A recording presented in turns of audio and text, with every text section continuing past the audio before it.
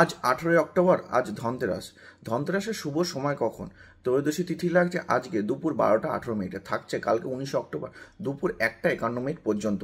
ধনতেরাসের পুজোর শুভ সময় হচ্ছে আজকে সন্ধ্যেবেলায় 7টা 16 থেকে রাত 8টা 20 মিনিট পর্যন্ত। আর কেনাকাটার শুভ সময় হচ্ছে সন্ধ্যেবেলায় 6টা 41 মিনিট থেকে সন্ধ্যে 7টা 38 মিনিট পর্যন্ত। আমরা জানি ধনতেরাসের দিন সোনা রূপা কেনা কিন্তু খুবই ভালো।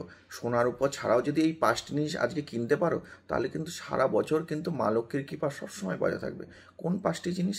1 নম্বর লবণ, 2 নম্বর ধনে, 3 নম্বর গোটা হলুদ, 4 নম্বর মা লক্ষ্মীর চরণ, আর 5 নম্বর হচ্ছে ঝাড়ু।